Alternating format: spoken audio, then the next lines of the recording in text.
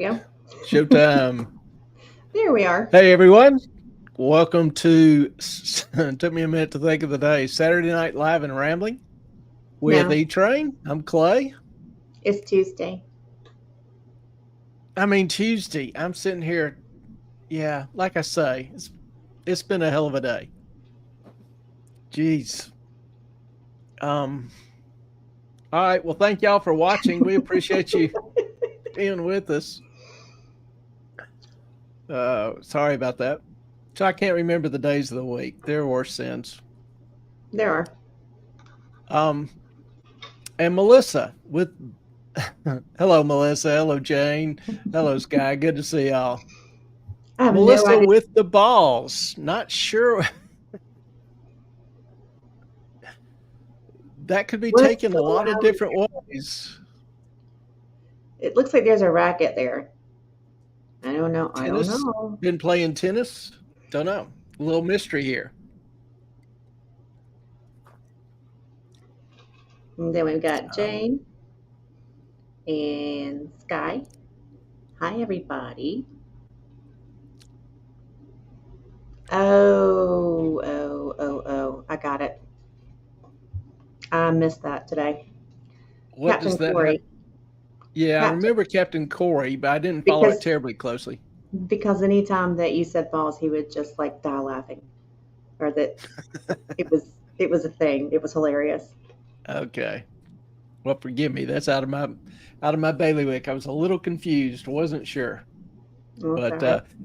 for those of you who aren't familiar, Captain Corey was what was he, 10 or 11-year-old boy 10-year-old. who 10-year-old boy who had a terminal illness, and he was in his last season, but he had a YouTube channel. It was relatively small.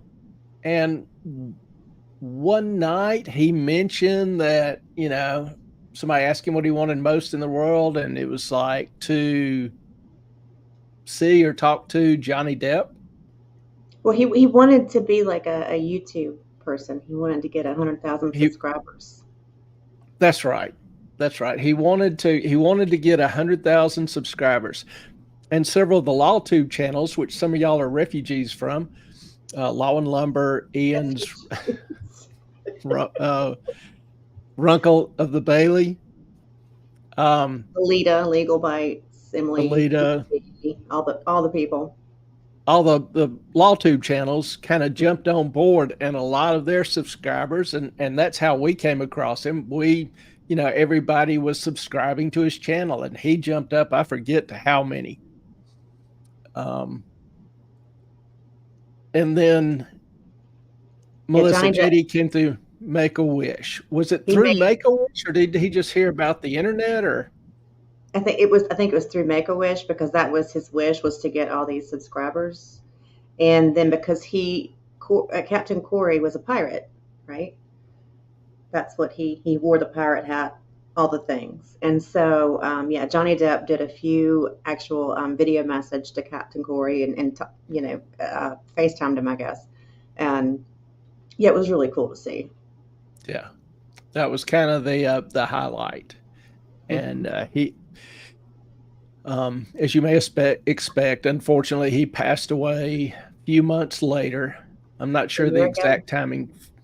Yeah, and it was a year ago today, apparently. So that's the reference to Balls and The ball. Captain Corey. Yeah. So interesting. Good young man. He maintained a great spirit through the whole thing. Yes, he did. Sky, my wish to go on Orient Express with JD, and I will behave better than Amber. Oh Lord, you don't smack him in the head with the door and not crap in his bed. That's probably a good thing. I have no doubt, but which you will be a fan favorite, unlike Amber. Hmm. Bless her little heart. I heard she changed her name and moved somewhere else. I don't know where, but she's she no longer wants to be Amber Heard. She's in Spain. How the mighty have fallen. Hmm. Yes, Sky, you are too funny. You're a beautiful spirit. Well, glad to have all y'all tonight. This Real quick, is you. before you get started, I have a different setup today, and I'm not sure that Too late. I already started. my vision is Go ahead. that I'm going to be looking in the right place. Or it's still going to be weird. It's just different. So, FYI. Ellen has rearranged things, still trying to find a arrangement setup that works for her. She has a lot of things going on at once. So y'all say a little prayer for her. Please, I need it. So welcome to Tuesday Night Q&A. This is, kind of originally designed to be your night. If you have any questions, comments, weird topics, issues, anger resolution issues, questions of history, philosophy, morality, religion, any other kind of picadillos that you care to discuss, we're here. We're Jump live. on in. We're free and willing. Jump on in. I do want to take somewhat advantage of the time. I promised, I don't even know how long ago, sometime back, to do up a list of the 10 best cities to retire to. I believe this was first Sky, if I I recall was correctly. kind of thinking that, yeah. And, it hits me. She's in Canada, and my list really concerns mostly American cities. I may do an international one, but got them done. Put it together, and I also put the top 10 worst cities. So I have a top 10 worst, top 10 best, and I'll end up making little videos out of both of these and putting up on the site, the YouTube site, Rumble site, but wanted to share them here first and get your thoughts, because this really is, as I was trying to put these together, the worst was kind of easy for me. The best was really difficult, and still not sure I have the 10 best. So really want your feedback, opinions, thoughts, ideas. See what you like, don't like. Yeah, and if you guys have any disagreements, I know you guys are cracking me up. Let us know. Oh, good Lord. Killing me. Killing me, Smalls. All right. Well, let's start with the top 10 worst cities. This is for retirement, correct? Yes, this is for retirement. Top 10 worst cities. Beginning the list at number 10, Milwaukee, Wisconsin. Okay. There were so many bad cities to choose from. I don't know if Milwaukee's lucky to make the list or what, but nonetheless, poverty has just, hammered the city, along with high crime and lousy beer. Never a good combination. And keep in mind, in coming up with this list, I'm really thinking kind of retirement. So, what do retirees really value, really want, really need? Well, one thing they really don't need is violent cities with high poverty and crime rates, cities with that are hard to get around. Climate, some people prefer cold, some people prefer warm, some people want beaches, some people want mountains. So really kind of left climate off the list. And just, try to put in a mix of, really the places closest to hell that I could think of. Next on the list, a competitor for, one of the higher spots, but Baltimore came in at number 9. Baltimore is one of those cities that is always in the news, and it's never a good thing. It's a relatively poor city overall, but the cost of living there are 10% higher or 12% higher than the national average. And did I mention increasing crime? a report in April showed it up as much as 79% in some neighborhoods. Now, it used to, 50, 60, 70, 80 years ago, crime was a little bit localized, but nowadays crime is mobile. It's more intense in some areas, but, the crooks have cars and they will use it. So Baltimore comes in at number 9. The next, this one might surprise a few people even making the list. Springfield, Missouri. It's not actually a city that I think people really think about retiring to, but it was bad enough. I thought it deserved some mention. That stubborn crime thing, with the violent crime rate of nearly triple the rest of the U.S. It's a two-time loser. It is also distinguished for the 3rd highest property crime rates in the country. Really? Yeah. So if you're retired, Springfield's out. Just know. Coming in at number 7, coming in hot at number 7, Albany, Georgia. Another one of those that will never be my destination kind of cities. Residents can't leave here fast enough. You'd think it was California or New York. It's got a 32% poverty rate, double the state's crime rate and U.S. rate. Yeah. Albany is out. Here we go. Jane. I used to work in Baltimore. It was a wonderful city 30 years ago. It's a cesspool and the taxes are almost as high as California. And it's a shame. Some of these cities have good history. They were good cities in the past, good places to live, raise a family. And over the past 40, 50 years, they've just gone to hell. Just an absolute cesspool of dirt, filth, crime, no manners, whatever.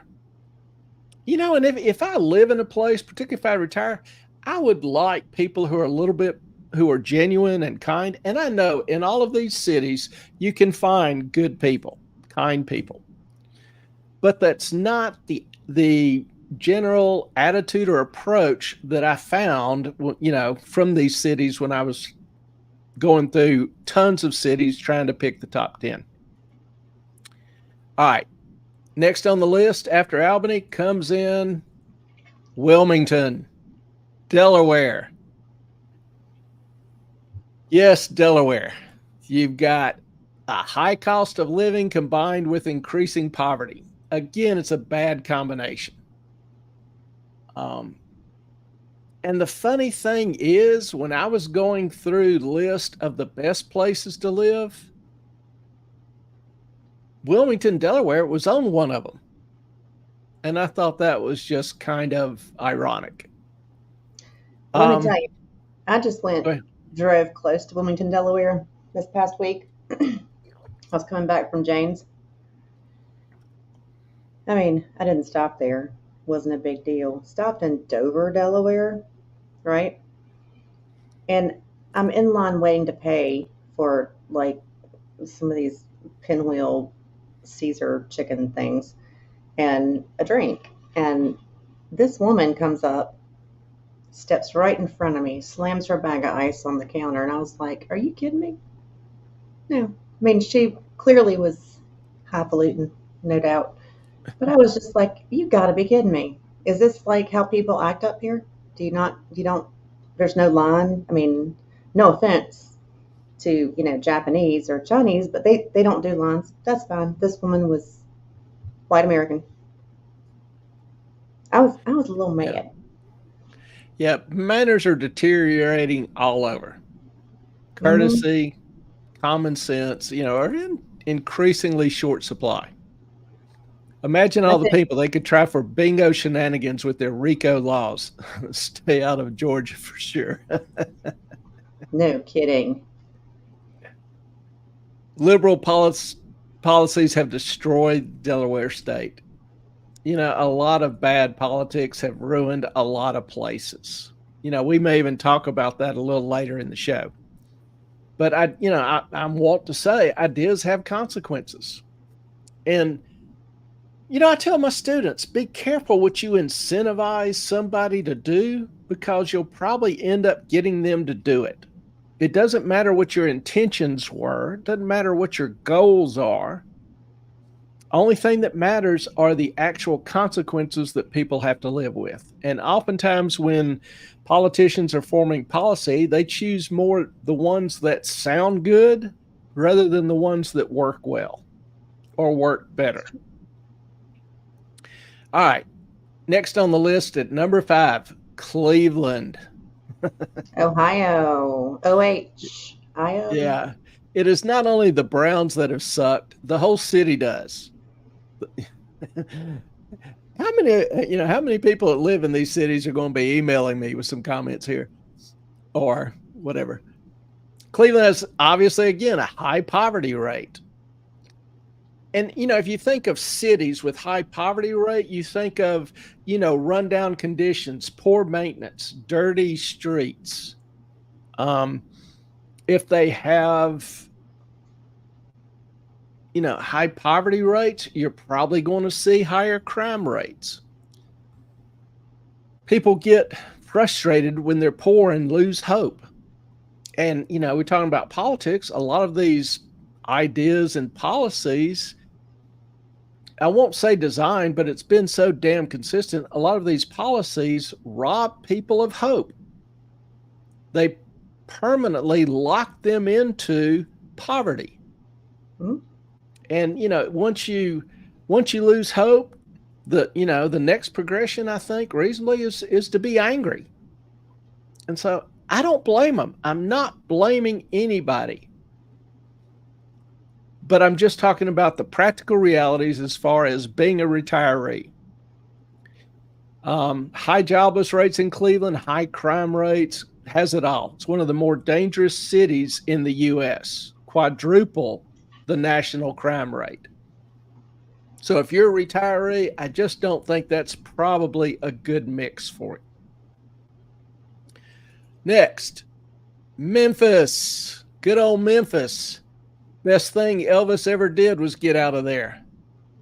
It's got a poor quality of life due to poverty, horrible schools, horrible crime, horrible politics, built kind of near a swamp and a river. Mosquitoes are almost as big as they are in Louisiana and Alabama. Yeah, no. Memphis is out.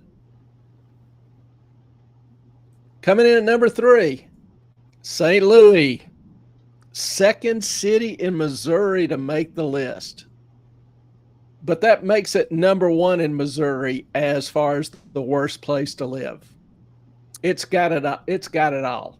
High crime, lousy schools, high poverty, dirty, a long succession of idiots running it. What more can you not want in a place to retire to? Number 2.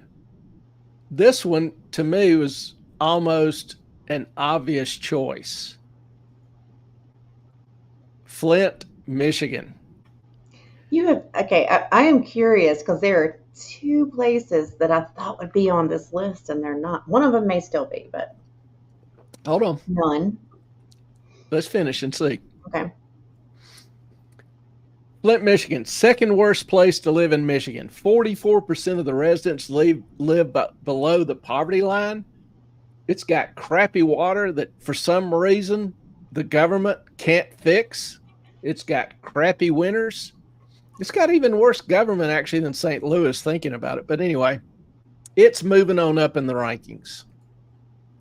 And the worst place in America to live, the undisputed champion, Detroit. Gosh, no, none of them are on there. Okay. Detroit, Michigan. Detroit has the distinction of filing the largest municipal bankruptcy several years ago. It's the poster child, the absolute poster child of idiot politicians and failure. Has gone from nearly 2 million residents to about 700,000. Remember I said earlier people can't get out of Albany fast enough? I would say that about Detroit, but they've already left. And the people there can't afford to leave. So think about everything you want in a city, then imagine the exact opposite. That's Detroit. So there you have it. Now, Ellen, what cities do you think deserve to make the list? I honestly, truly thought you were going to say Newark, New Jersey. Huh. I thought you were going to say San Francisco. And I thought you might have said New Orleans.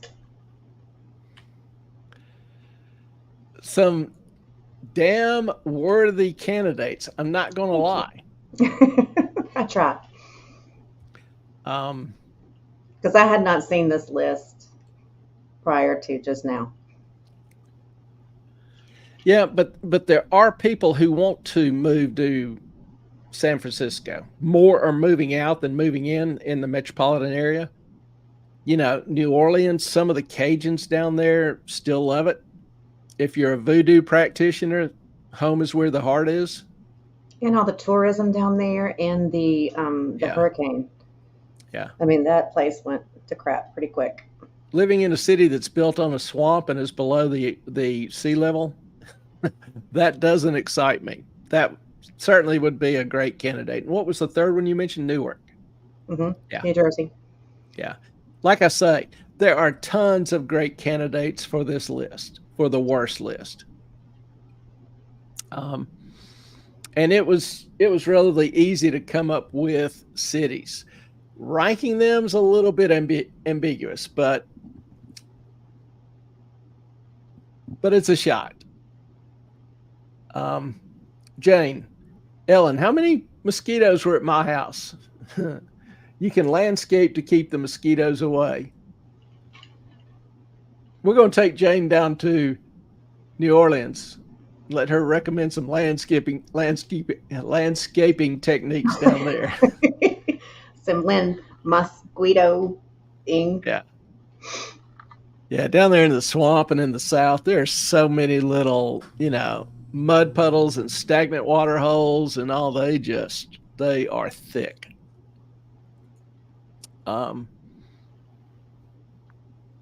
So what do y'all think? Any other places you can think of? Didn't know that. Disney does that in Florida to keep the mosquitoes away. Yeah, they pave everything. Pour concrete on it. Well, Jane has tons of grass, and there was not a mosquito around. Yeah. Not one in sight. Yeah, and I don't think mosquitoes are normally as bad up north due to the severe winters. They get long, cold, fairly decent hard freeze, spells of hard freeze, and that kills a lot of the larvae. All right, are y'all ready for the 10 best? I'll take that as a yes.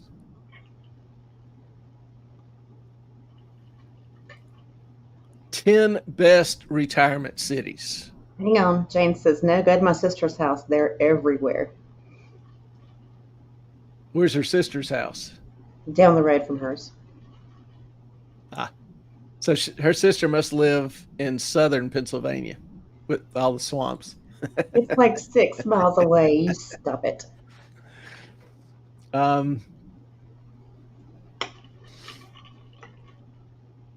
Yes, Jane, what do you do to get rid of mosquitoes? That might be interesting. All right, 10 best cities while Jane works on her mosquito response. We can just do a show on that. Why not? Really, if we can come up with some good ways to do it, we can make some money off that.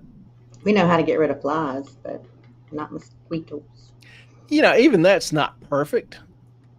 There's still, a fair amount of flies. It helps reduce them, and I'm torn. And like some of those fly traps, do they attract more flies to the area? They get rid of thousands, but do they attract more than would otherwise be around? I don't know. Whatever. We see less when they're there, though. So we'll put the traps up. All right, 10 best cities. Now, like I say, this was a more difficult list for me to compile than the 10 worst. I looked at a bunch of different rankings, thought of a bunch of different cities, and kind of put together my estimate of the best cities on average that occurred in most of the top polls. I guess the ranking obviously is an absolute. Some couldn't really necessarily decide the order. You could move several of them around. And like I say, I threw out such issues as climate, because some people prefer cold, some people prefer warm, some like 4 seasons, some like, California, just kind of a spring, even keel, year round. Some hate humidity, whatever. So I sprinkled in a mix of cities from different regions. Also, didn't consider any area with modest or high crime or sharp poverty gaps like you see in some of the big cities. I've just seen too many retirees victimized. And so that was an automatic disqualification. So without further ado, top 10 best cities to retire. Number 10. Number 10, Ogden, Utah. Now, I love the Rockies. I think they're beautiful. And Ogden is one of those little cities kind of nestled right in. It's a postcard perfect location. Easy access to skiing, hiking, bike riding, or just enjoying an incredibly scenic drive. There are trails all around. A large hiking trail network even stretches along the outskirts of the city. It's got a relatively modest cost of living, very low crime, some, good, decent, nice people. So Ogden came in at 10. The cost of living at Ogden is about the national average, which you might be a little surprised, because being kind of in a ski area and there are ski mountains all around, you might think it would be higher. But whether you live in the foothills of the Rockies or in the historic downtown, it's a perfect spot for small town living. It has about 11,000 residents, but it's got a lot of amenities. Even a few top-notch wineries in the area. If you're in the, Utah also is a state with no Social Security taxes. No. Utah does have taxes on retirement income. That's why that's right. That's why Ogden is not ranked higher. Duh. Okay. Like I say, I love the scenery, beautiful city, good people, nice place to live, but you will pay taxes on your retirement income. All right, number 9. Charleston, Greenville, South Carolina.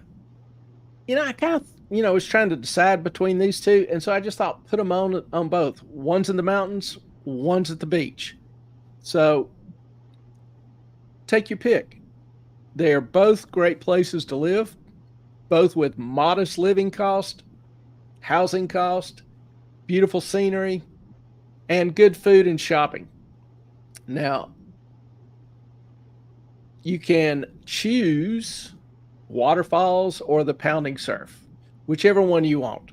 Both have kind of a nice blend of, Southern charm and cosmopolitan cool in a state with no Social Security taxes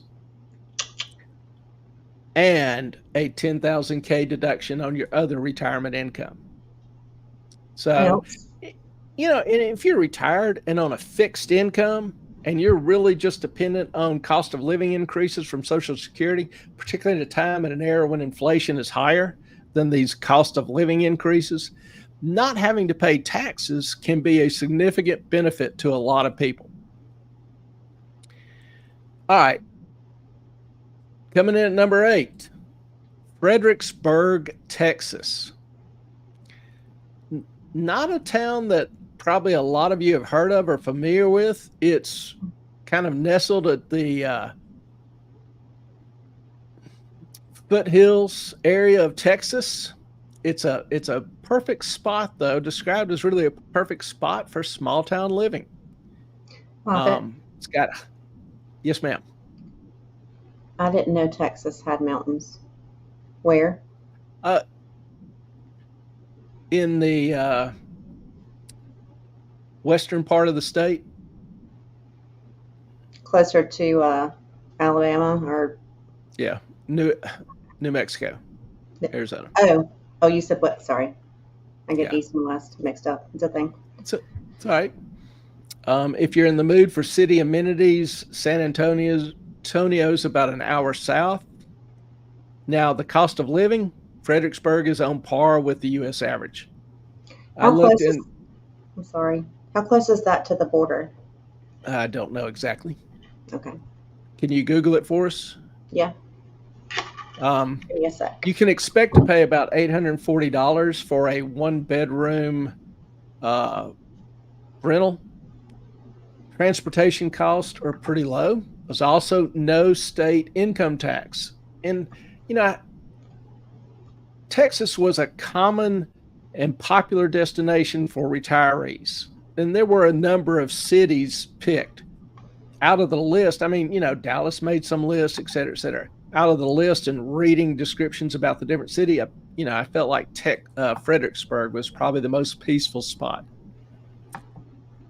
Number 7, Huntsville, Alabama. Now this is my home state. And probably Huntsville is not on a lot of people's lists, but it's a cool little city. And I say little, it has actually grown to be the largest city in Alabama. Part of that is due to its growth. Part of it's due to Birmingham's decline. But what a lot of people don't know about Huntsville is it has the highest per capita rate of engineers in the city in the world. It is home to the U.S. Army's Redstone Arsenal, which is their missile development center, and it's home to NASA's Marshall Space Flight Center. That's a mouthful, which develops the nation's rockets and trips to the moon.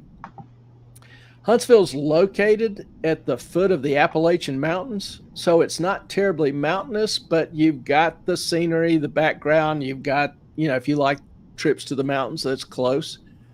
It has a very vibrant economy, beautiful natural surroundings, low cost of living, and a cost of living that's still 5 or 10% below the national average.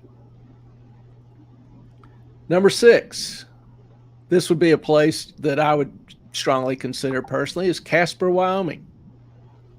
It's a small city, but again, with great amenities, great views, incredible views. It's an easy drive to a lot of the state's wilderness areas, which are just sometimes breathtaking. The Platte River runs through town, so if you like, rivers, creeks, whatever, the Laramie Mountains are close. You've got panoramic views almost anywhere you live. You've got panoramic views of the peaks or the plains. Great fly fishing, great food. One of the biggest reasons to relocate to or retire in Jasper would be the cost of living. Housing is affordable. Median cost coming in at just over $250,000, which is below the national average. State allows a large deduction for retirement income if you're 65 or older as well. And the state has low property taxes. So, if it weren't for the hard winters, I would so go to Wyoming and the Rockies. Albuquerque, New Mexico. We've got mountains, we've got beach. What about the desert? Some people think the desert is incredibly beautiful, and I will agree, it has a beauty all of its own. Albuquerque is a good place to enjoy that. It's got a low cost of living. It's got a very rich cultural heritage and high desert views. It's a increasingly popular place to retire as well. Housing costs are cheap, well below the national average, and the state has low property taxes. The city's pretty active, a lot of stuff happening, a lot of festivals. So if you're into that kind of thing and want a more active life, Albuquerque is a a good place to do it. Now, New Mexico does tax retirement income above $8,000. The offset is if you're over 65, you have no property tax. So kind of a little trade-off there. Number 4, and this is getting No, no. Sorry. I lived there for 14 years. No. Sorry. How long ago was that? When it was actually like a normal place. How many 20 years? some years ago. It's gotten Okay. worse, not better. Okay. Raleigh made a ton of lists. It was described, and I've been there, and this is pretty true. It has tons of greenery, and the state itself is very scenic. There's a lot of activities. It possesses a number of good parks, good food. It ranks very high on everybody's scale of quality of life. Now, the state doesn't tax Social Security. It does tax other income, but for a lot of people, Social Security is a big chunk of their retirement income. The city is kind of a haven for young people, but it's got a lot of friendly people. It's full of life and a very well-educated population, being, of course, one of the vertices in the Research Triangle and home to a state university. In comparison to Florida, say, for example, expenses are generally lower, but relatively close. Number 3. Hang on. Can we back up a little bit? Yeah. Raleigh is also a sanctuary city, which, sends off little alarms in my head. Jane just said Alaska, Florida, Nevada, South Dakota, Tennessee, Texas, and Wyoming have no state income tax. Melissa, that's where Space Camp lives. Not sure which one. Alabama, Huntsville. Alabama. Okay. And then Jane, the traffic in Raleigh is it is. It is freaking insane. Just don't plan. It's kind of like DC when I lived there. When I was almost 30 years ago. But it was like, if you want to go to the grocery store, it's 45 minutes. Like, don't be in a hurry to do anything. I'm sorry, but it was a mess. And yeah, Raleigh has gotten very, very close to that. Yeah, I have not lived in Raleigh. I've spent a fair amount of time up there. And, at rush hour, if you're going through it at rush hour, traffic is bad. But otherwise, hadn't really had much of a problem. The restaurants, some creative, interesting, fun little places to visit up there. You've got professional hockey. You've got a fair amount of activities. If you want a big city, if you want to retire in a big city with some big city activities, amenities, Raleigh would probably be near the top of the list compared to other big cities. Okay. How's that? Fair enough. And every city on this list, nobody's going to like all of them. People have had bad experiences in every one of these cities. I don't know them. I haven't heard them, but I'm just about willing to guarantee that. So, like I say, this, I want your comments, your suggestions. If you've got other cities or areas to consider, I'll be glad to take a look.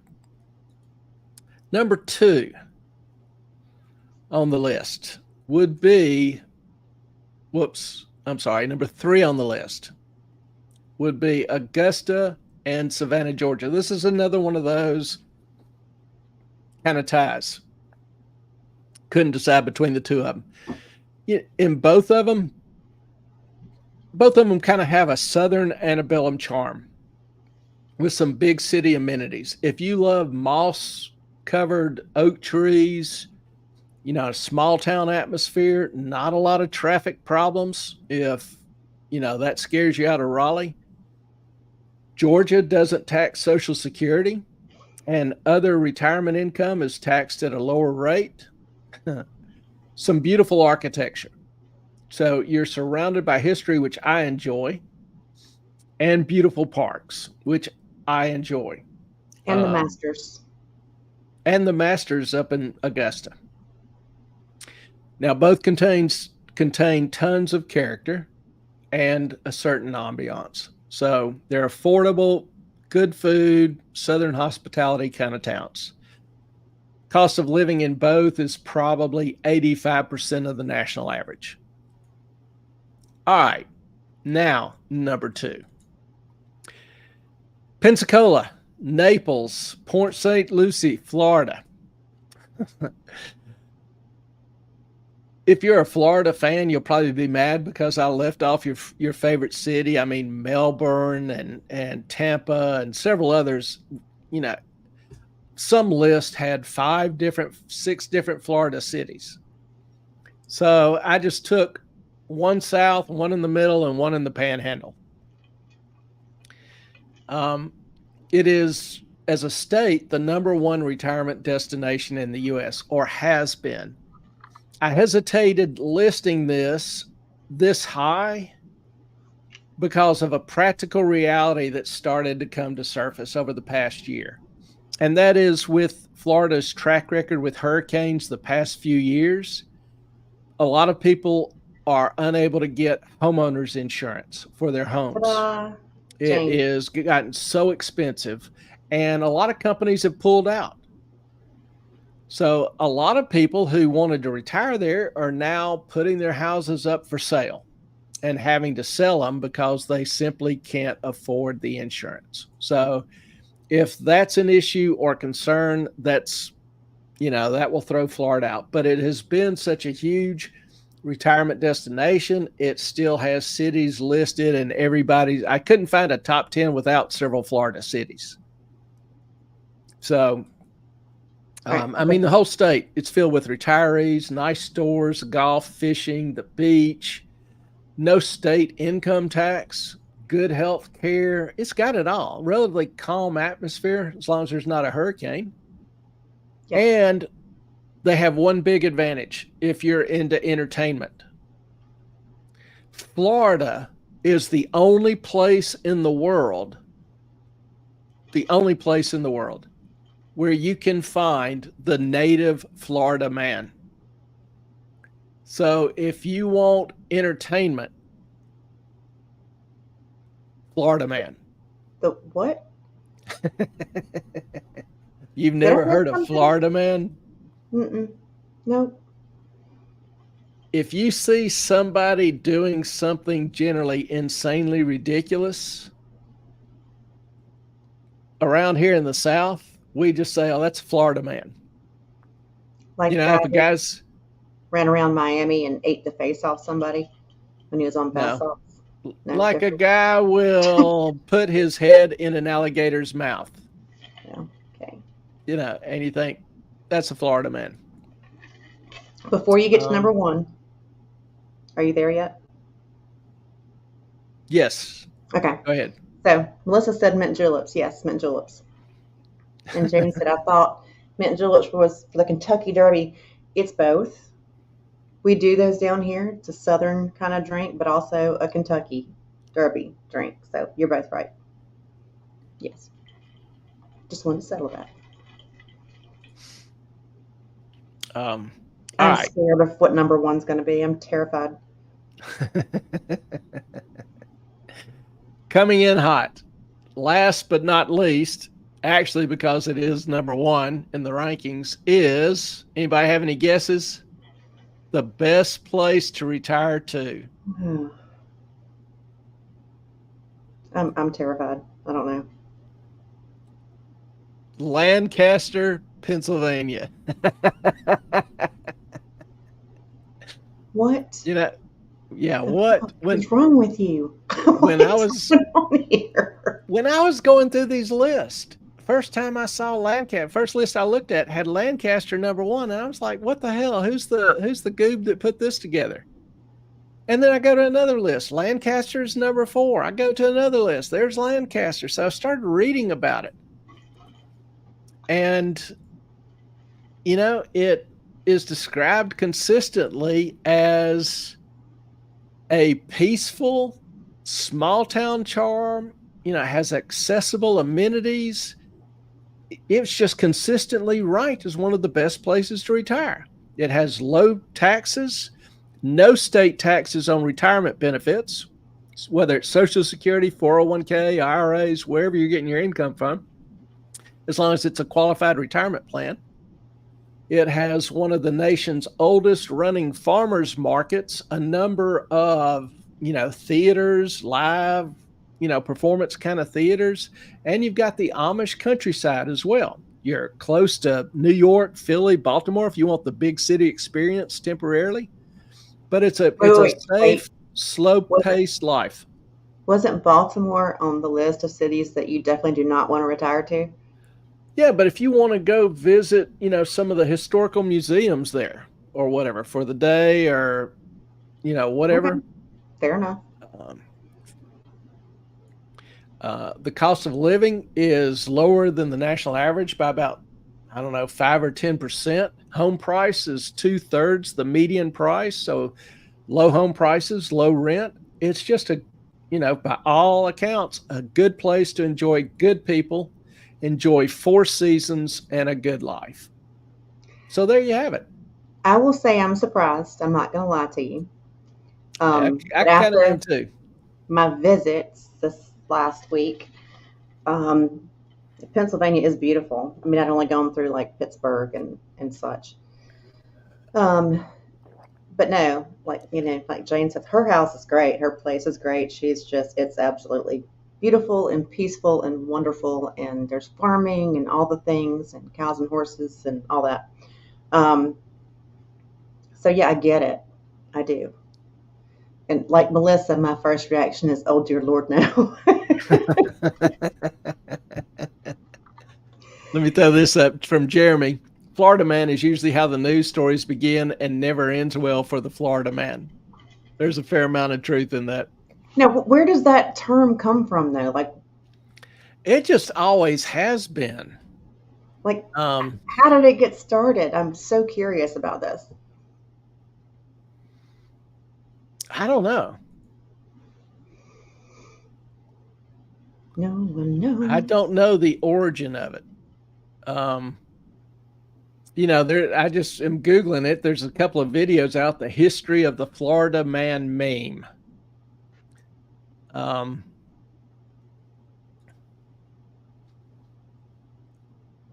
In fact, Netflix has a new limited series called The Florida Man. See, I've never, I will be 48 next month. I have never heard of that in my life. Yeah, it's just some crazy guy that does something with no fear, and like Jeremy said, it oftentimes ends up modestly, humorously, and not in the Florida man's favor. Well, even Sky has heard about it. From the news, they always say Florida man did that. Are they actually from Florida, or is it just like a description of stupidity? It's a meme, and it's kind of a description of stupidity, but a lot of them are from Florida. Back in the swamps, and just old country boys who, in Alabama, we always, how do you know somebody is about to die doing something stupid? Watch this.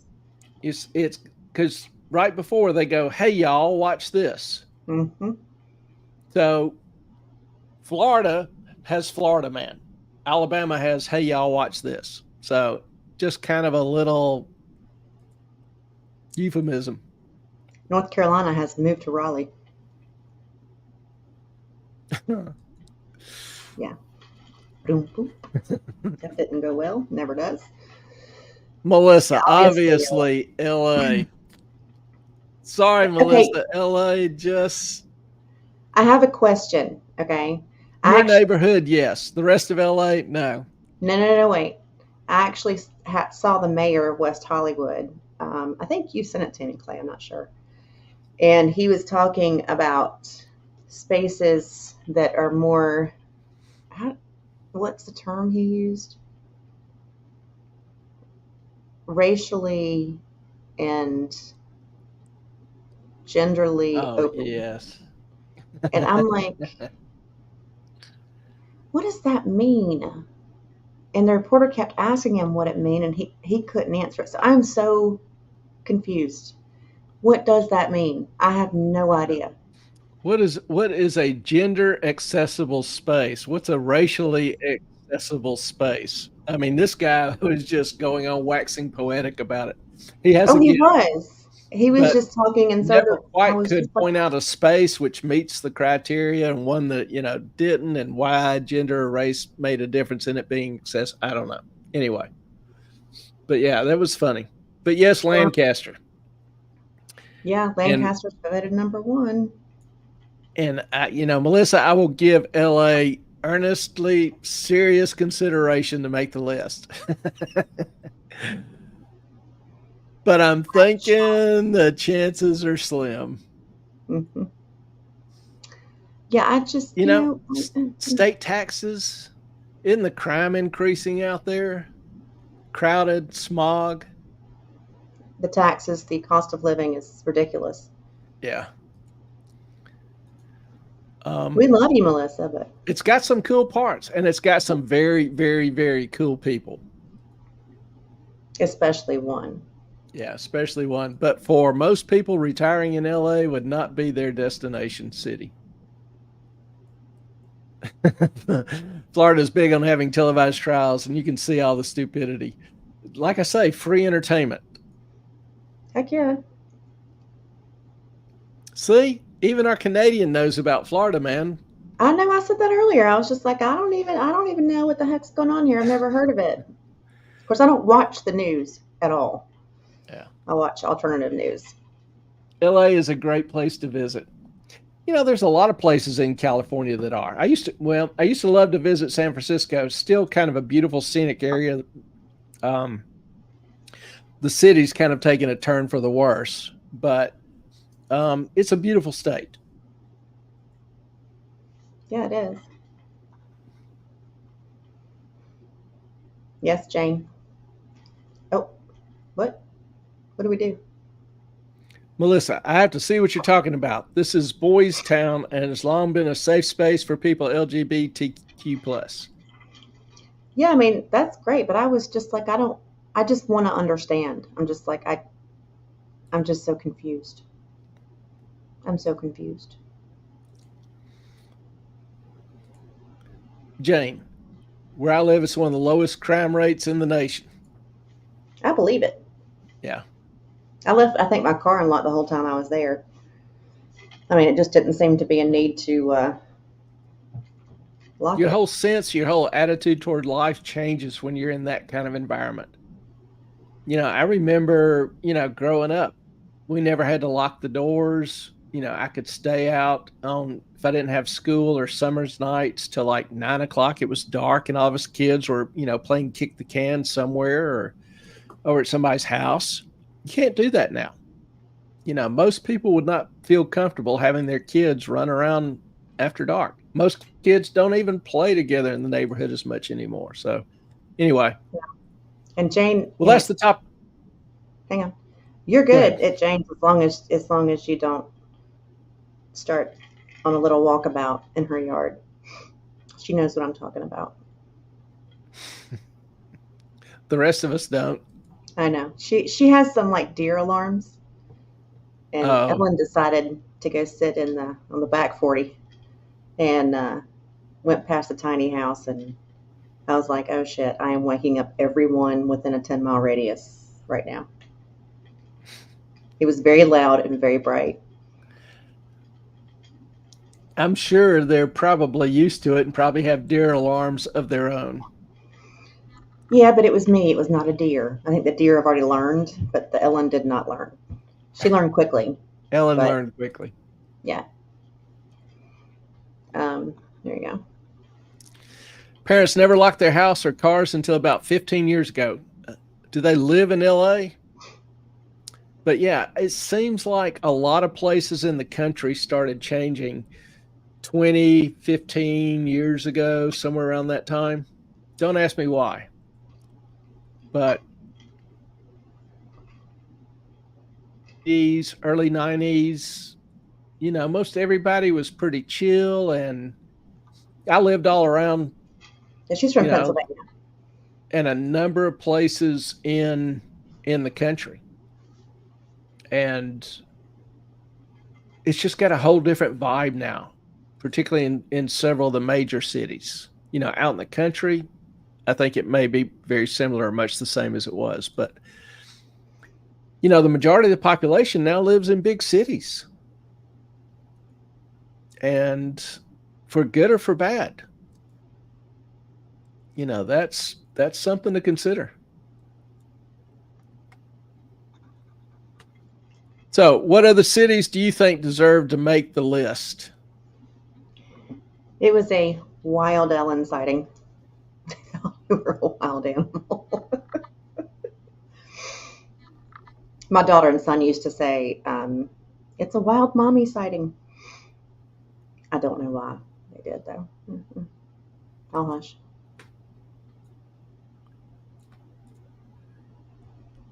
What cities do you guys want to move to when you retire?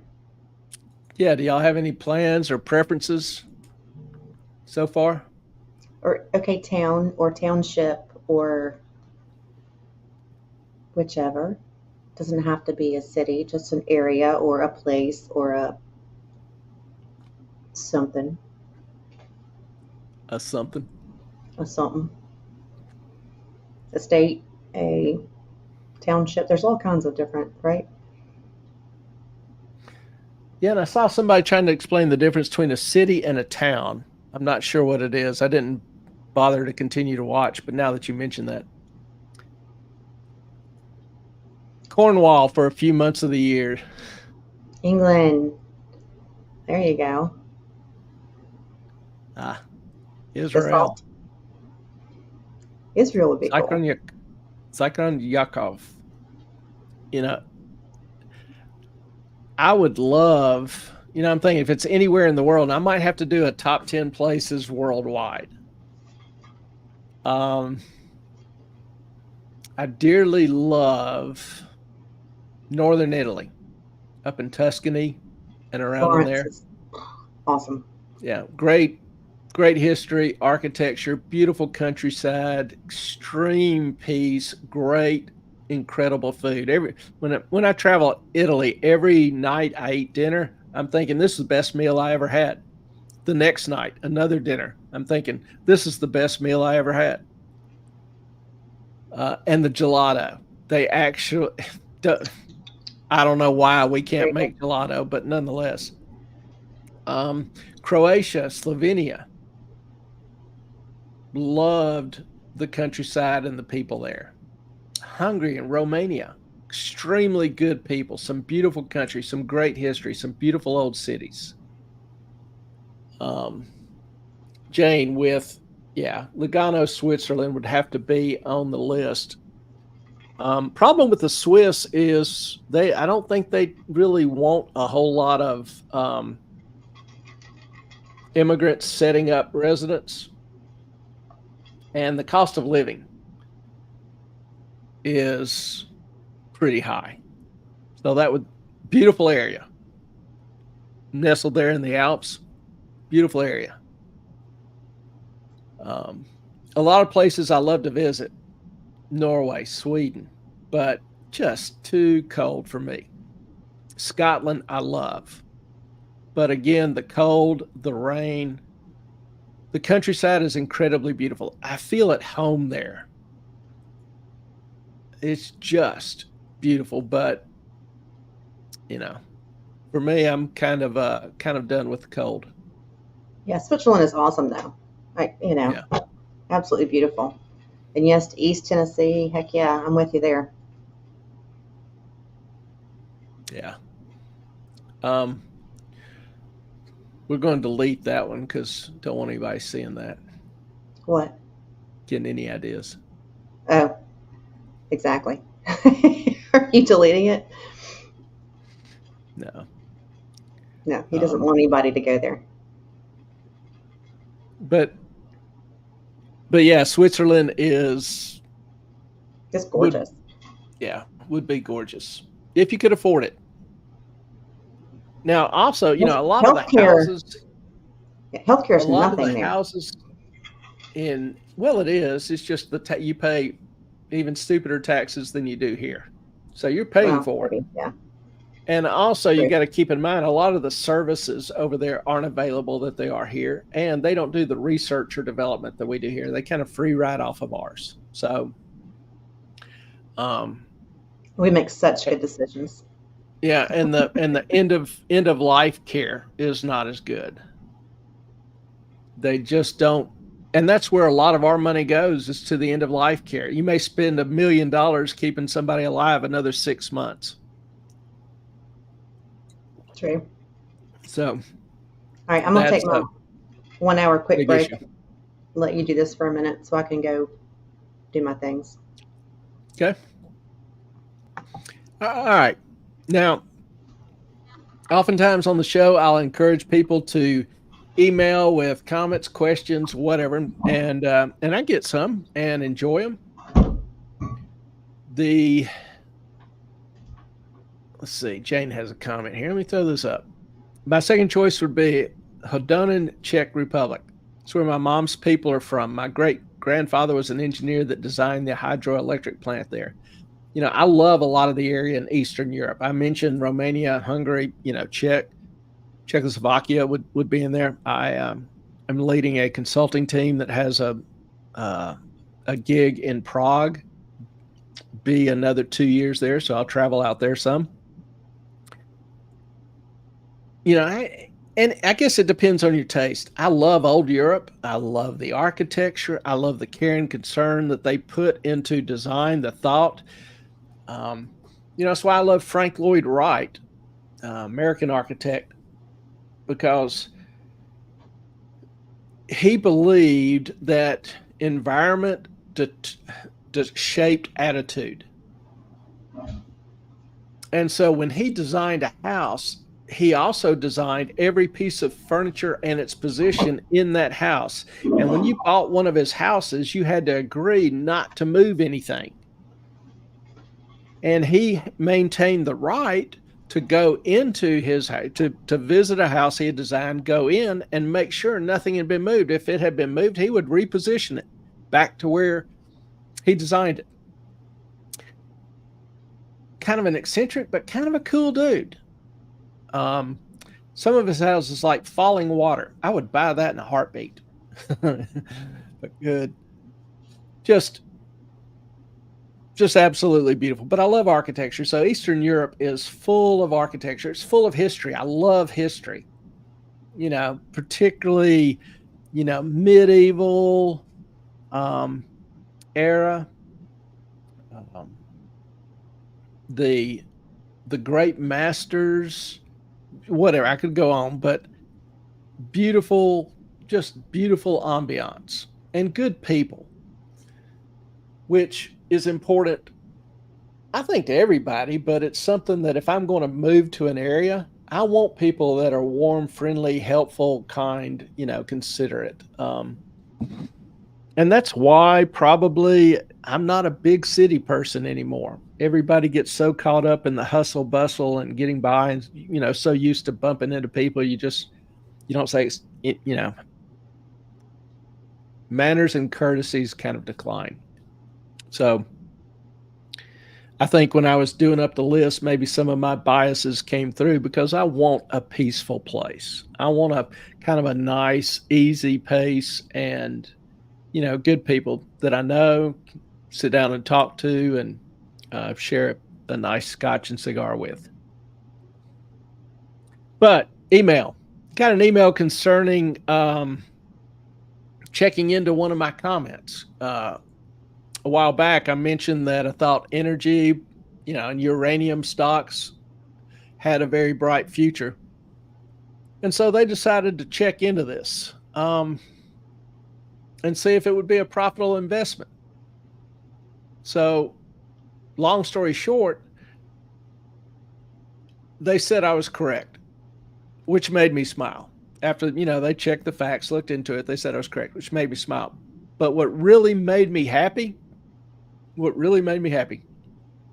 was they were checking what I said.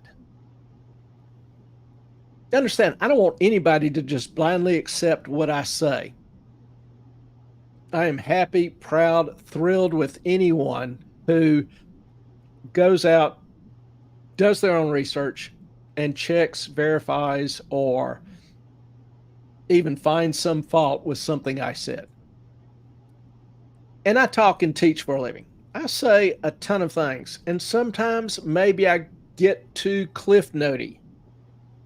I don't necessarily consider that an error, but you can have errors of omission. And I can get things wrong. I'm human. So, but the main thing, I want to encourage in people is learning, kind of a love for learning and being in a better position to make the best decisions for them. So, as a follow-on to that, she sent me a relatively interesting chart, which I'm going to share with you. This is from the Energy Information Agency, a bureau of the Department of Energy. And they collect information on the energy, on output generation of different sectors: coal, natural gas, nuclear, hydroelectric, wind, solar, whatever. And so this takes three of those. The brown that you see here is coal. Down here, this kind of umber, darker line is wind, and the sky blue line is solar. So this shows the relative amounts of energy generated by each one of those three sectors. Big thing, coal, you can see, has declined greatly. Going from probably 185,000 megawatt hours produced down to 45. Huge drop. Now you see an increase in wind to right near 50,000, and then solar's up to about, 25,000. So you've got a drop of 145,000 megawatts. You've got an increase in 75,000 megawatts. So you can do the math. The drop in coal is pronounced, and it's increasing. But is it going to continue? I saw this, and that kind of, made me ask some questions. So I downloaded the data and ran, another chart showing all the areas, all the different energy generating sectors. And this up top, obviously, this is coal. Now, this graph, the previous graph, goes from 2000. This one goes from 14. So it's a little bit harder to see the downward trend here. But if you look at some of the other sectors, the green is natural gas. Let me do this, there it is. The green is natural gas. Forgive me. This is total energy. I don't know what I'm thinking. This is total energy produced. And as you can tell, the downward trend is not obvious, because it's really not. It's pretty level. It's pretty consistent. Here, the brown one is coal, and there you can see the downward trend fairly prominently. The green is natural gas, which you can tell has increased. Nuclear is strumming on along. And I kind of want to say there's a slight decline, but I'm not sure. I wasn't able to have enough time to really analyze the numbers and do some gathering on that. I've got the numbers. I just haven't been able to really study them. All I was able to do is generate this graph. Then you've got wind, which obviously is increasing a little bit. Hydro, which is actually declined a little bit. Some dams have been torn down. And I was reading about one of those a couple of weeks ago. It's had disastrous consequences for the downstream wildlife and agriculture and everything. It has just made a mess of it. And apparently the people who were advocating it regret it. But that's a story for another day. And then solar has increased, somewhat. So kind of hard to make much out of this. But I'm sitting here looking at this. This again raised more questions. I love graphs. I look at them and study them all day. Because the old adage is a picture paints 1,000 words. And there's a lot of story being told in this graph. Now, it doesn't really give me the complete details of the story, but it gives me questions to ask where I can go find out more. So, I look at this and first thing I think is energy demand.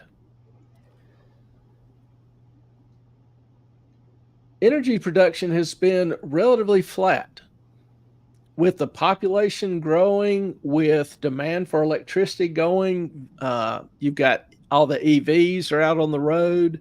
You've got AI that's, kicking off. That will lead to higher prices because it doesn't look like we're doing a whole lot to increase the production of energy. We're starting to see that some actually. Energy prices the past year are up over 6%. Now, natural gas, due to its availability, has, kind of kept the price hikes down. But I was reading an EIA report written a month ago, and they are actually predicting usage of natural gas to drop due to higher prices in the future. They also anticipate the amount of coal use, which, we've seen here is declining. They also anticipate the amount of coal used to increase. So this is the report as of July the 3rd, 2024. So a relatively timely report. I won't read it, but this is kind of the money shot. We expect higher natural gas prices will drive an increase in coal generation, which I found an almost amazing comment or thought, because there's been so much energy, no pun intended, directed toward killing coal. You have mines being shut down, you have coal plants being shut down, and the EIA is anticipating greater coal energy in the future. I just am not sure what all goes into their estimate, but I thought that was a fascinating comment. Got a question here. When is movie night? Actually meant to bring that up at first. Forgot about it. How does Sunday the 14th sound to you? Because I think that's what the poll came out with. It is. That was the winner chicken dinner. So we will call that the winner. Sunday the 14th, 7 p.m. We will post a Zoom link on the community page the day of the I almost said book club meeting, movie club meeting. Mm-hmm. Yeah. And so y'all, all you have to do is click on that link. You can, like I say, and I always throw this out. Y'all may be tired of hearing it, but you don't have to use your live image. You can just put up a little icon like Ellen does when she steps away from the computer. And you can use a nickname instead of your real name, E-Train, instead of Ellen. So if you're concerned in any whit about your anonymity on the internet, and I know some people are, you can still join, listen in, you can participate, you can ask questions, throw out comments or whatever. We'll be doing the movie Braveheart. and we'll actually make some little excerpts to show during the club meeting. And if you guys want us to show a particular excerpt, please email us or send us a message on the community page or whatever with the timestamp. And I will find it, screen grab it, and make sure that we get it on. Yes, you can show up with your drink and your animals. And your Frankenkilt. Looking forward to seeing that, actually. Mm-hmm. Yep. We just drink, hang out, talk about whatever. I mean, usually the book or the movie. Sorry. This is the first movie one that we've done. But yeah, if there's a particular thing, Clay and I watched it, last night? Yeah. And we're probably going to watch it again just to get a second wind of it. It's so much easier than reading a book. I'm not going to lie to you. It was, because then you can go over it a couple times and it's not going to take forever and ever. Because I stink at reading a book. I usually have to read it and listen to it at the same time so I get it. And, as I was watching it, I hadn't watched it in years. And as I was watching, I noticed that it had a number of quotes, comments, or whatever that have really become almost customary idioms or euphemisms or whatever in the in our common language. It is a modestly significant movie. Now, some people will fuss about the historical accuracy.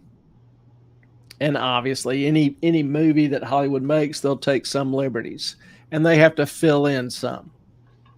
But it is a fascinating movie, great cast, well done, and highly entertaining. And y'all come on in. It's just kind of a chill time. We do this because it's a more relaxed way to get to know y'all. Y'all get to know us. We're just kind of spending time like family around a campfire. And the movie or the book gives us something in common to talk about. But oftentimes the conversation will, wax or wane, will not wax or wane, but will lead into something else. Yeah, we'll leave it at that. We'll go with that. And yes, Frankenkilt. I cannot wait to see it. And summer is meant for movies. I agree.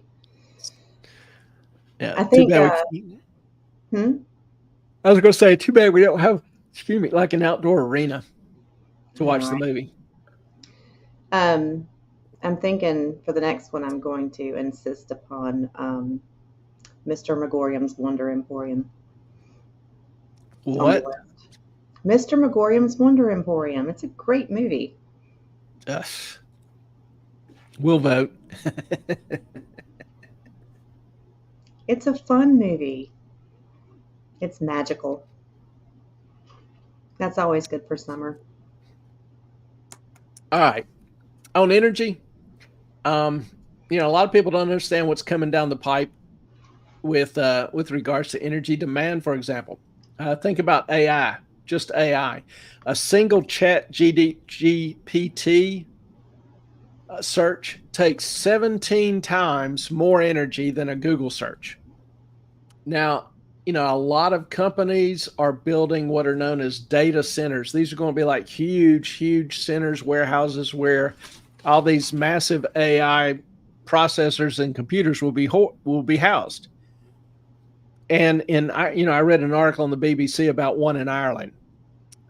It will be adding the equivalent of 40 million. One single data center will be the equivalent of adding 40 million households.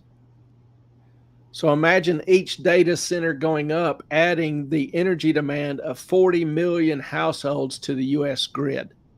We are simply not prepared to handle it. So it's going to take a huge expansion of the energy generation and grid improvements to handle it. Now, some countries are actually already fighting against AI. Ireland, for example, after data center demand grew to consume 1/5, 20% of Ireland's available energy the government put a moratorium on further development. They just simply have no capacity or ability to expand energy generation that rapidly. Sky, Ellen, Clay will rig the poll. I want a feel-good movie. Braveheart was very depressing. Mr. Megorium's Wonder Emporium. It's Natalie Portman and Dustin Hoffman and a few other great characters, and it is it makes you just feel all kinds of happy. You laugh, you cry, it becomes a part of you. Still my kid's favorite movie. Yeah, no, like someone wouldn't watch the beginning of Finding Nemo because the mom died and he couldn't. He's like, Mom, no, I don't want to watch it. So I had to fast forward through that part.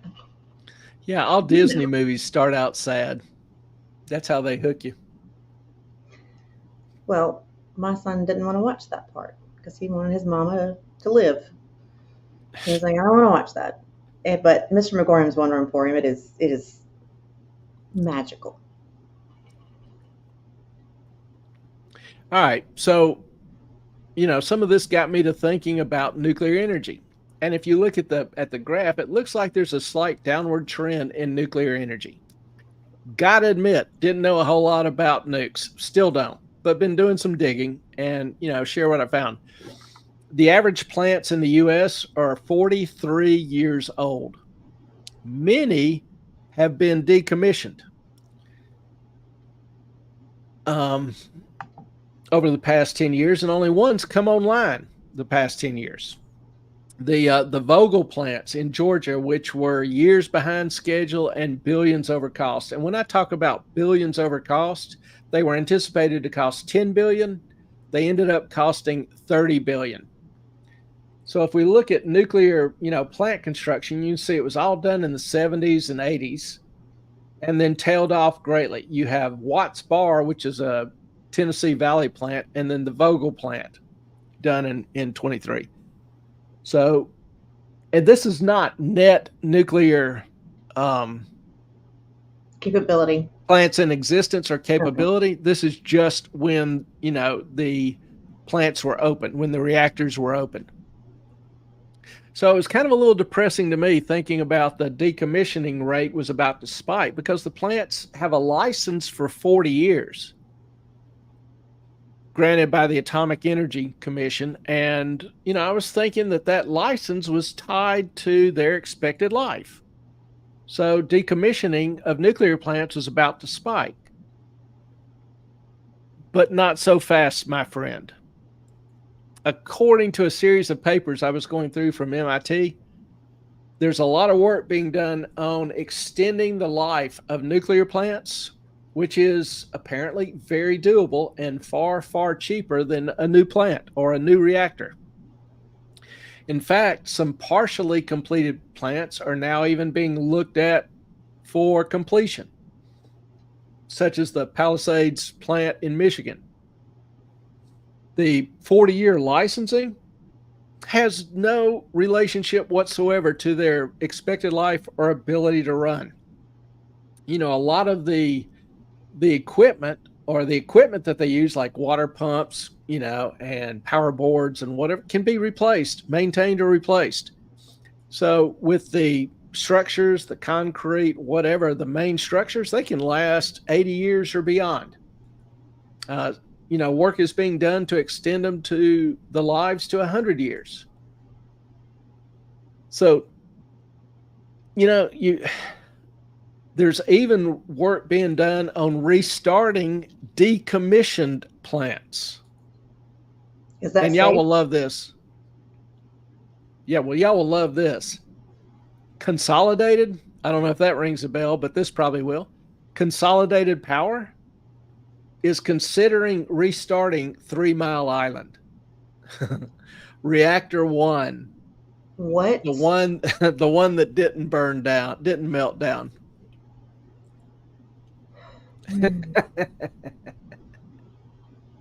I think I've told y'all before that I had a friend who used to get FBI updates a couple times a week, who was running the county where there was a major power grid station, one of the 19 in the U.S., because they're terrified that something's going to happen, and then they can't do this again for. It would take years to restart the power. Well, you're talking about if there's an attack against one of these sites, and I believe there's 9 of them. So that's a little bit different issue. This is not going to solve that. We're just looking at total energy generation, and energy is an investment. No, this is such a bad idea. Okay. Ellen disagrees, but if the entire grid shuts down, if we lose all electricity, then anything you have in the stock market is gone anyway. So if that happens, we're all going to be trading bearskin rugs under a tree. There's not going to be any better investment out there. So looking at all this, made me a little bit more optimistic that maybe there are some things that can solve our increasing energy demand and maybe even meet the more immediate needs for greater energy supply. Like electric vehicles, or what are we talking here? What is the reason for this? Huh? Ellen? Electric vehicles put Where have you more been? strain. Well, I was actually out of the room for a little bit. I know. This is such a never mind. Yeah, I think the 3 Mile Island kind of threw her off for a second. But we're just talking about, energy demand is increasing. Looks like energy production really hasn't. Kind of was thinking, it's going to be tough to increase the energy supply. But after doing some work and research today, some of what I just mentioned, I think there's some opportunity and avenues to, increase energy production, both by, possibly restarting some of these decommissioned plants, completing ones that are only partially complete, restarting some coal-fired plants. Well, there's a reason they're decommissioned.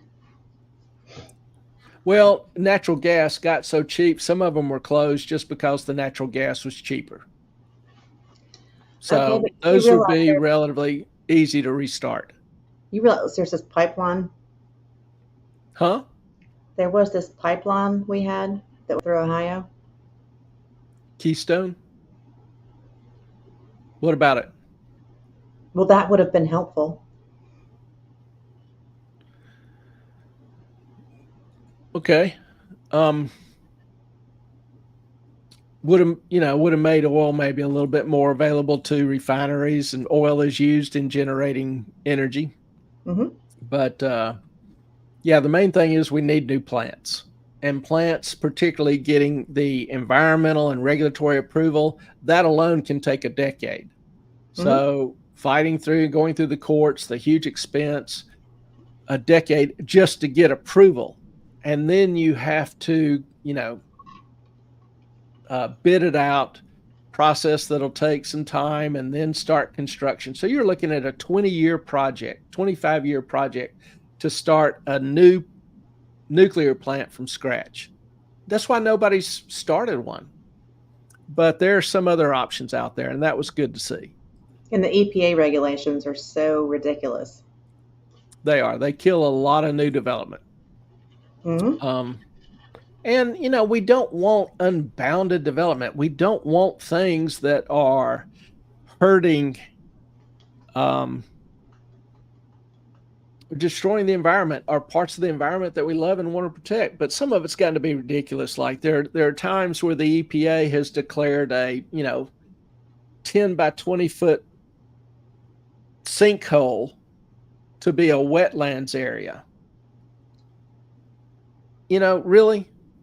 There's no real endangered species or problem there. It's just, it really only gets wet when it rains. Anyway, there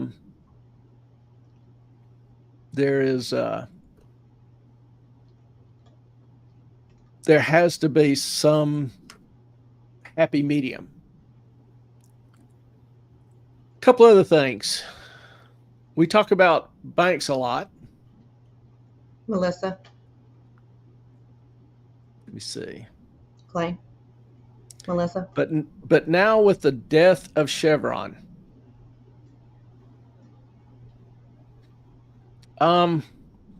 Chevron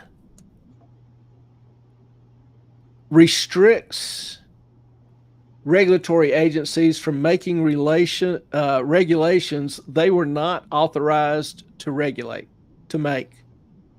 It doesn't stop them from enforcing the laws that Congress has passed, the regulations that Congress has mandated. So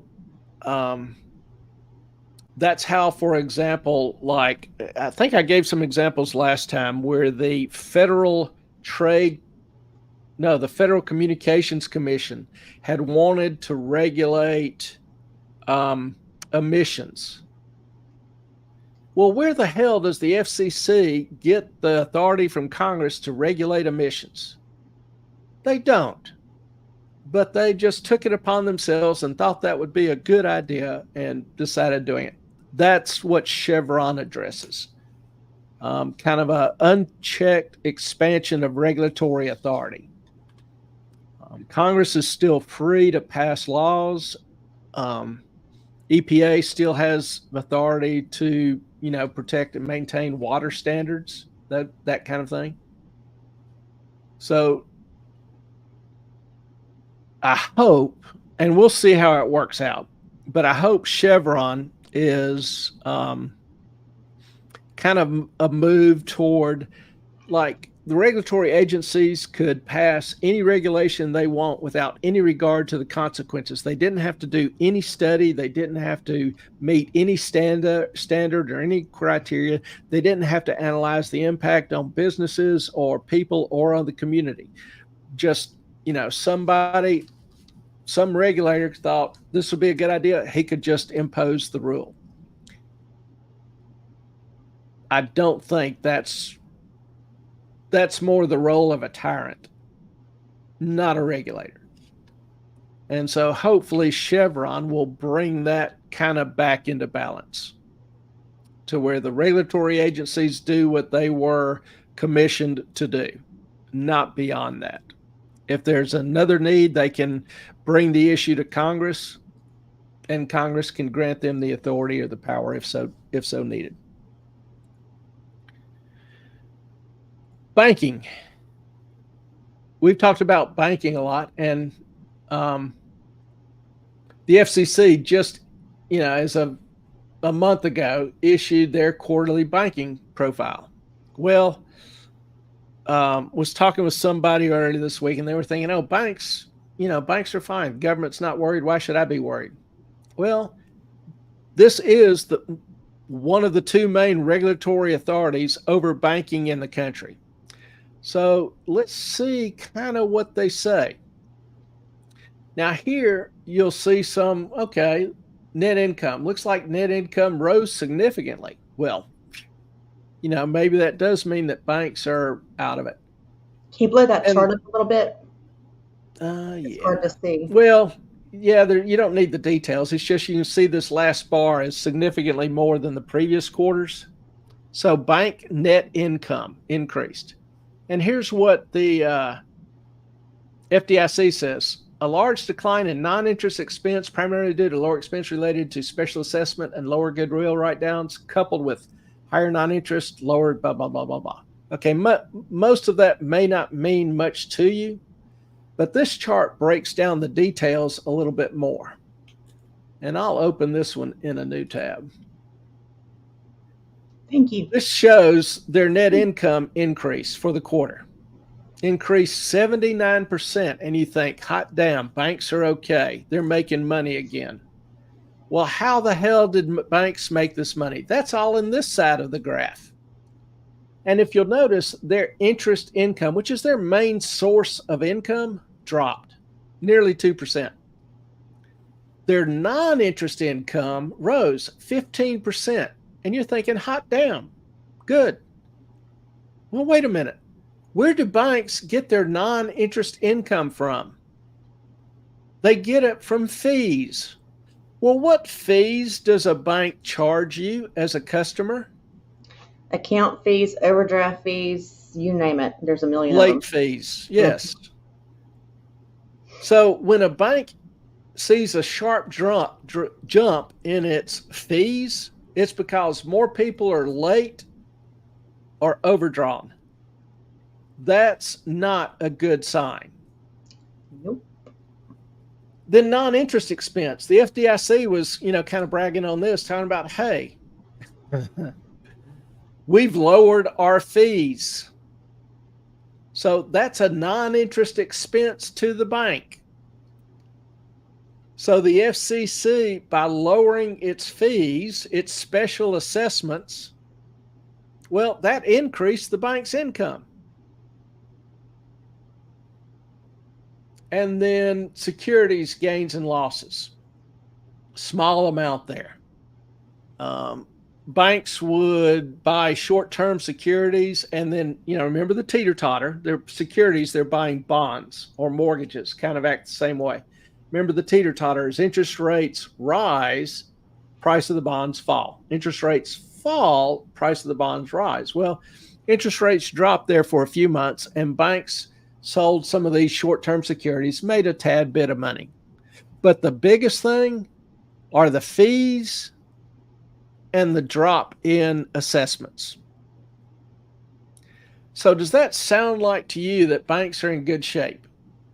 No. Should we be excited that banks' income has increased? No. No. Going on down, let's look at this one. This is a fabulous one. This shows banks' unrealized losses. Remember, teeter-totter. Interest rates have risen over the past couple of years. So the value of the bonds they own has dropped. Can you make it bigger? Sorry. Yeah, sorry. Thank you. Okay. So the value of their bonds has dropped. And remember, these investments, these bonds, banks can do one or two things with your deposits. They can make loans or they can buy bonds, which I'm pointing over here. You probably can't see my hand, but I'm pointing to the screen that is on. So the bonds that they buy, they're investments. When interest rates rise, the value of those bonds drop. And that's what you're seeing here. Now, a bank has... Hang on. Can you explain held to maturity securities versus available for sale securities? Just about to do that. Okay. You see two different colors here, the gold and the blue. Well, a bank with its investment portfolio has two different categories or pots to put these investments in. One is hold to maturity, and these are securities that the bank does not plan on selling until they mature. They're not going to use it for liquidity purposes, so they declare it a held to maturity security. Clay, is that something they have to do? They have to declare it one or the other. Okay. They have to put it in one of the two pots. And there are different capital requirements, and it goes into a whole wonky calculation. But what you need to know are just the two categories: held to maturity that the bank doesn't plan on selling, and the available for sale, which the bank may sell if they need to raise liquidity. Remember, as depositors withdraw their cash, the bank doesn't have a lot of cash on hand. The cash in the drawers, the cash in the vault, the cash in the ATMs doesn't earn the bank a dime, the bank doesn't receive any interest on that. So they want to keep that to a minimum. The way they make money is taking your deposit and lending it out to somebody or buying bonds and the interest that those pay. That interest that's paid should be greater than the interest they pay you in the deposit account. But sometimes, depositors will want their money. The bank won't have enough cash, so they have to sell investments to raise the cash, to raise liquidity. And those are the available for sale securities. Well, if you notice, their available for sale portfolios are deep underwater. So if a bank sells one, they take a loss. And I've said, several times, banks aren't equipped to handle losses well because that loss goes against their capital. And if say a bank takes in $10 million in deposits, and they take those deposits and make 9 loans for $1 million or 10 loans for $1 million. They've got $10 million in loans outstanding. Well, they have to have 10% of their loan value in capital as a kind of to help cover any losses. So for the $10 million in loans, they've got to have $1 million in capital. Well, let's say one of those loans defaults and pays back only $500,000. So the bank takes a $500,000 loss on that loan, right? You with me? Yeah, I am. If y'all aren't, say something. Now's the time. So it has to write that $500,000 loss off against the $1 million in capital it holds. So that drops the capital to $500,000. Well, that $500,000 is not 10% of the remaining $9 million in loans. So the bank has to immediately do one of two things: sell an investment to raise that capital, or call in loans. Tell people, hey, your loan is immediately due. I know it's a 30-year home mortgage, but you got to pay it off tomorrow. I have a question. Sure. Okay, seeing as like 2008, 2009 was like one of the worst financial situations that we've been in, yet the held to maturity securities and the available for sale didn't drop down nearly, and even in like 2018-19 as they are right now. What does that mean? Okay, well, let me finish the example first. Okay. And there is, you do have this example on another video, and I will probably find it and tag it in here where you go through the actual numbers and how this works. So the bank has to sell investments. Well, if you look, all of their investments are in a loss position. They would sell it for less than they bought it. Well, so if they try selling one of their bonds in this available for sale portfolio, they take a loss. Well, what happens to that loss? It has to go against capital.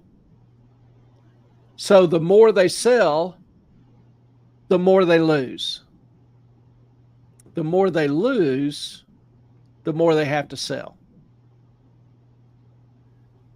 And so it can create a problem for banks and put them in a very, very difficult position. And that's one of the main risks of the system now, is that the hike in interest rates has destroyed the investment position of most banks.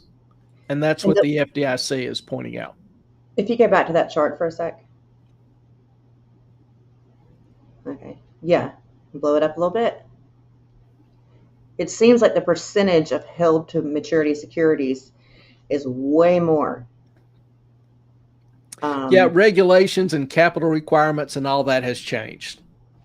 So that's part of Basel I, Basel II, Basel III, all, risk, tier 1, tier 2, tier 3, capital requirements, all that kind of stuff. You really don't want me to get into. Okay, no. But the idea, simple idea, their investment portfolio is underwater big time.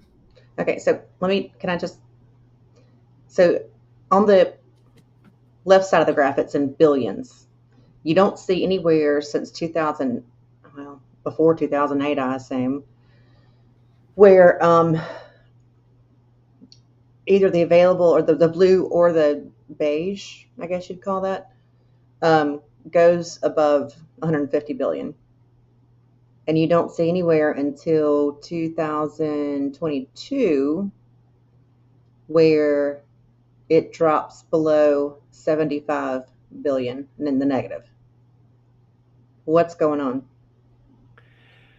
Combinations of things. One, higher capital requirements. Two, you'll notice during this period, 11, 12, 13, 14, 15, 16, Mm-hmm. Some of this was when the market was booming and, people were buying houses again. So, banks were starting to be able to make housing loans. People were hammered by the subprime crisis, not a lot of trust in banks, et cetera. So banks didn't have a lot of flows in terms of cash coming in. Mm-hmm. So it's just kind of a number of different effects that you're seeing. Okay. And here, since interest rates have started rising, banks aren't making as many mortgage loans. So it's just a combination of effects.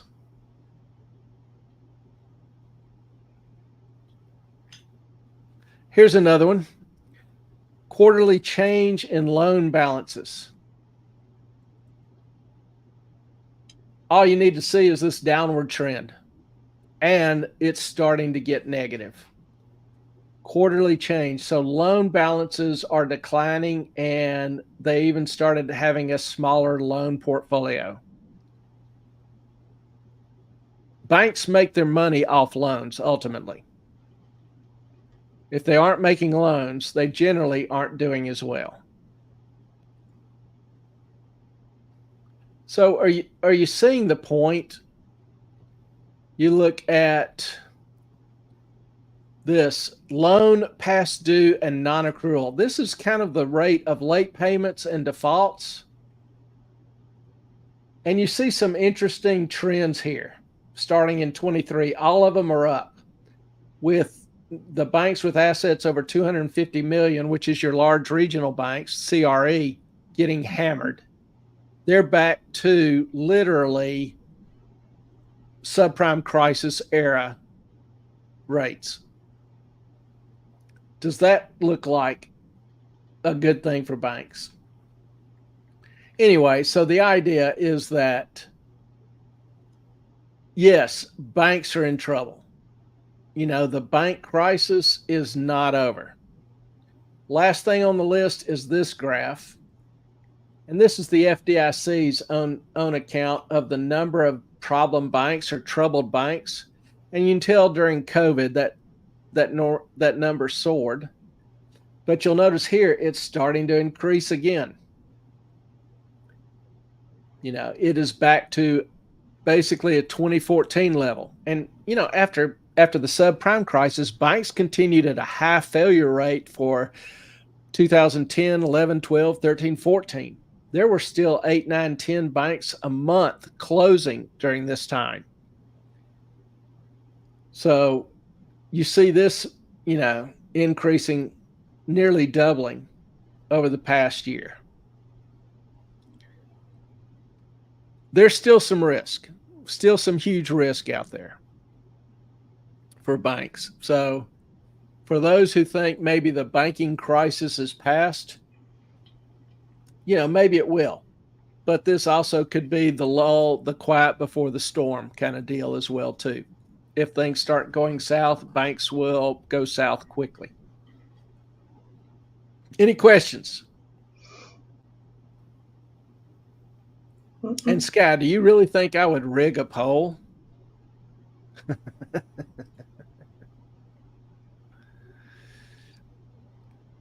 Apparently she does.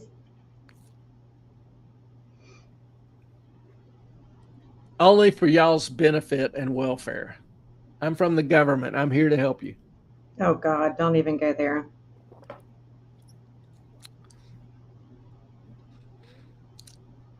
No questions? Did I lose you all when I started talking about banks? No. that is this kind of stuff is normally not great coffee table discussion, but I think it's important that you understand what's going on under the surface.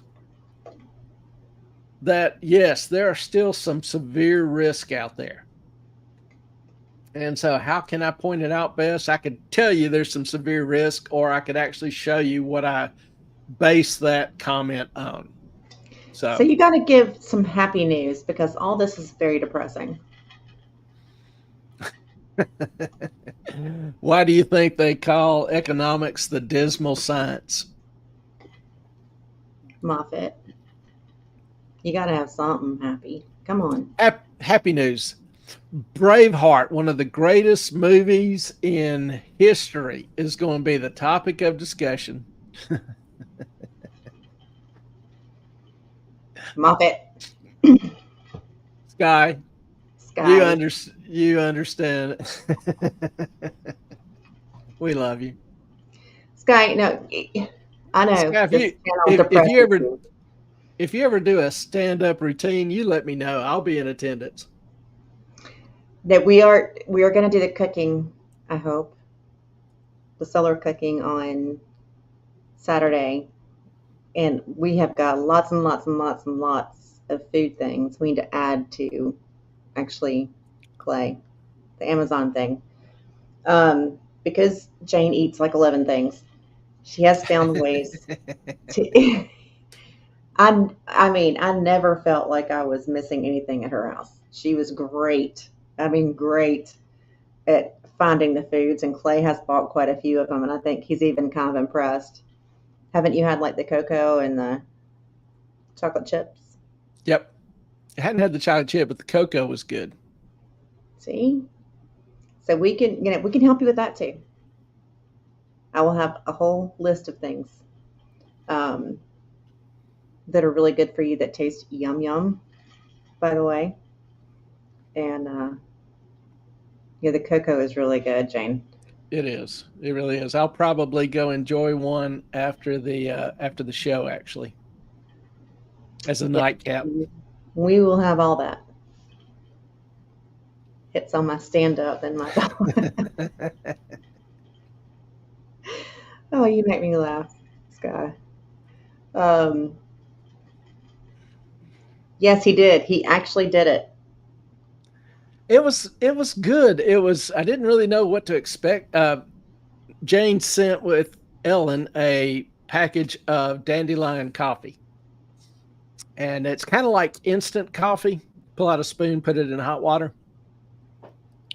And I didn't know what to expect. Can't say I've had a whole lot of experience eating dandelions before, but where's Carson? It was, yeah, really. It was kind of earthy, but it was good.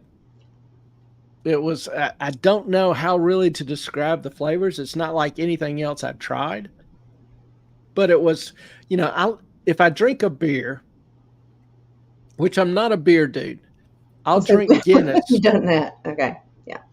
Yeah. I'll drink a Guinness because I would describe it as kind of an earthy flavor, kind of like burnt coffee.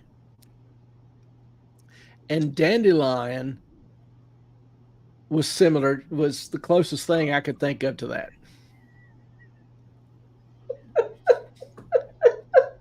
Why did you take it down? Oh, God, you crack me up. Jane, did you send Ellen some poison mushrooms for Clay? Jane?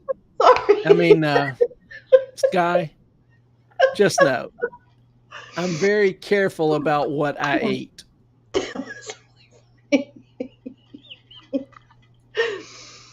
She did not, but she has some berries I could bring back next time.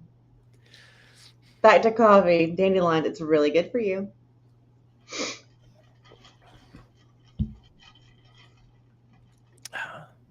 Yeah, it's really good for you.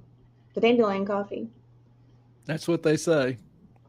No, but actually, she did show me the berries that pop out in the fall that do kill you. So I'll try not to bring any of those back. So excited. Can't wait. It's roasted dandelion root. Very cool. Good idea about being Yeah. careful. Yeah. Oh, come on. See, I you would and never I know, Ellen. intentionally harm him, huh? Sky and I know you. Yeah. So she's advising caution. Good news. Good news is at a premium nowadays. I was going to talk about the election in France and Great Britain, but Oh God, no. Just hold off on that one. That is not good news. That is horrible news. This isn't good either, is it? well, it depends on if you're trying to buy a house. I remember, Sky, was it you or somebody else had a relative that was about to get in the home buying market? Hang on. We have not tried it yet. It is past my bedtime. Y'all know I'm off at 9. We have not, but I plan on doing that tomorrow while I'm Famous editing last words. videos. While I'm editing the videos for the foodstuffs and doing the thing. So I love you guys, but I'm exhausted. So I'm gonna let Clay talk about new homes for sale. Love you all. Night night.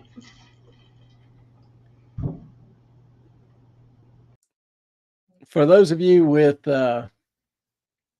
family members or who may be interested in buying a house, but are worried about the high mortgage rates and the high cost of housing. We've talked about this repeatedly, but it's been kind of an interesting little phenomenon of late, is that there is now a record going back to the 70s, a record number of houses for sale in southern US states, primarily Florida. Remember, we talked about some of the insurance issues there in Florida. 299,000 houses available for sale.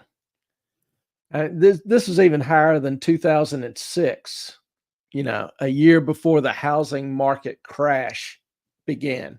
And there may be some subtle hint there that I'm giving you.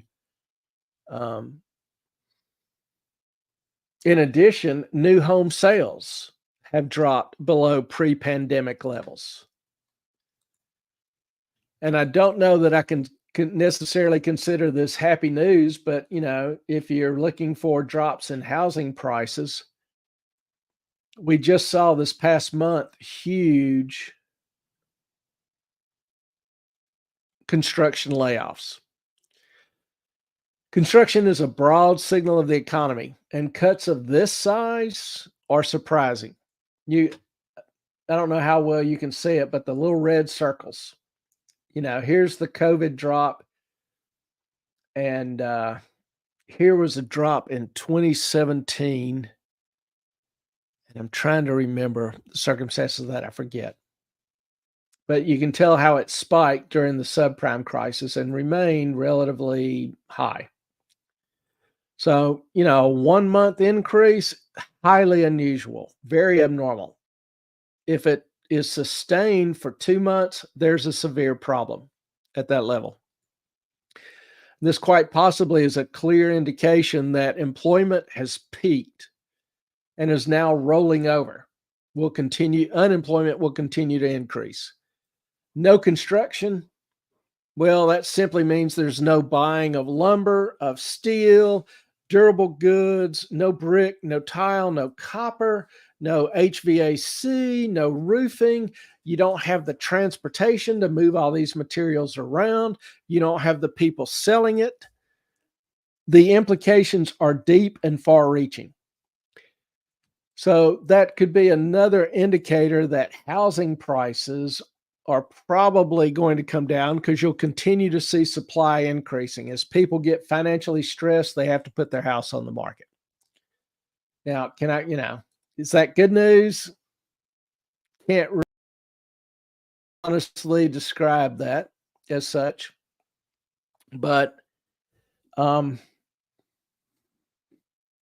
if you've got family, or if you're interested in being in the housing market, maybe that will give you some hope that over the next months or year that housing prices will drop, and maybe mortgage rates will start dropping and housing will become much more affordable.